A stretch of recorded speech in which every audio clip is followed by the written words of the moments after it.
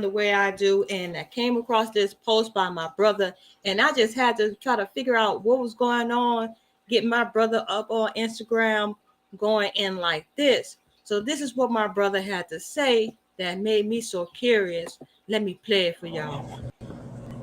You know, man, I just wanted to make this real quick. Anybody coming down here talking about messing with Dee-1 or anybody here that's speaking about us as black men doing better, see us. We about that action. Now that was totally, came as a surprise to me coming from my brother down in New Orleans. And for him being from New Orleans, I was like, wait, hold up, Woody, what's going on? And who in the heck is Dee-1? So I did my little research, dig, and I came across this right here. Let me share this with y'all. You'll learn the way other people learn. That you can't just talk about people. I'm telling you, as somebody that knows the history of the people that you speaking about, leave niggas alone. Especially niggas that will shoot your Christian ass. Oh, wow. Shoot my Christian. I bet. So you inviting violence, you trying to egg it on, and you would never in a billion years say that about a Jewish or a Muslim person. I know you wouldn't. And you still talking about me on your podcast, but I guarantee you don't want to talk to me because I think you fear that would end up making you look real bad. It's something about the light in me that's irritating something inside of you because all I'm doing is talking about accountability in the culture. And here you are inviting violence, showing religious disrespect, and just moving with anger and cockiness. Think about that. So then I saw this as well. Like a response to the response. Joe Budden, I've been praying on this and I finally understand my purpose for replying to you. It's to let you know that you have a purpose that's currently being unfulfilled and that purpose comes from God.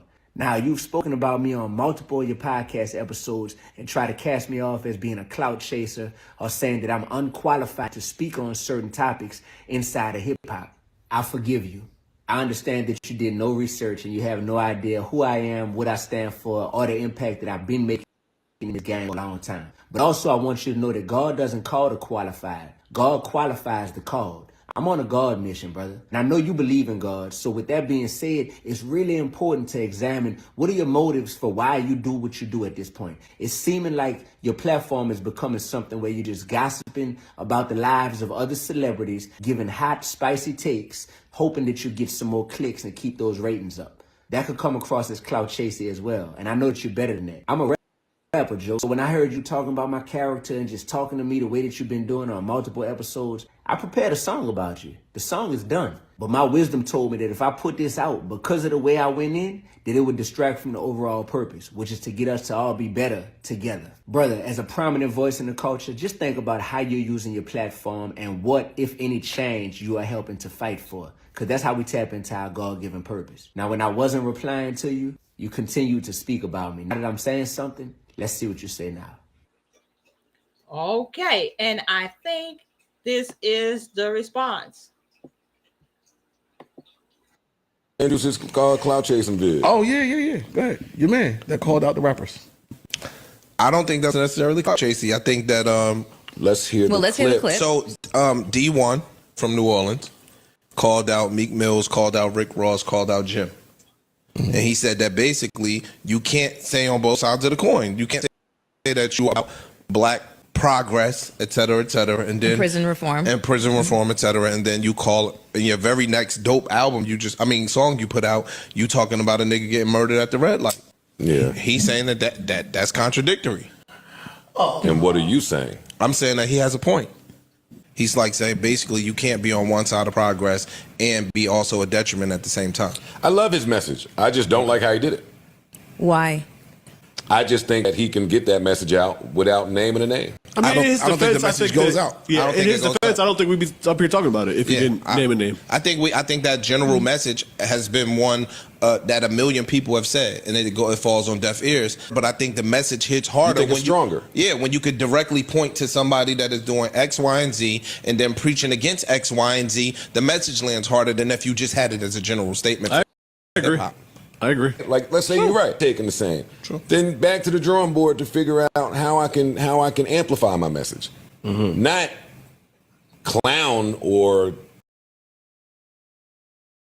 belittle or downgrade things about successful business owners. I don't like that. I don't like the way you just framed it because he didn't clown him. He didn't started off with love. He Yo, I didn't love say y'all. disparaging things about them. He didn't do those things. He pushed his message. Who's to say? I heard it. So that's you saying that. Yeah, but where do you get clowned from him saying, yo, I love you brothers and I love y'all enough to XYZ? He didn't say clown. He didn't try to clown them, Joe, and he didn't say disparaging things about them in the initial point that he was trying to make. He didn't. And he might not have the line to talk to you directly, so I'm going to do it this way. I might not. And it falls on deaf ears if I don't necessarily use the examples that I Put a use. name on. All right, I roll with Parks. There are two things could be true. I still think it's clout chasing. And it worked. And We're talking about it. I hate them things where, again, I come up here every other week and be like, yo, who are these people?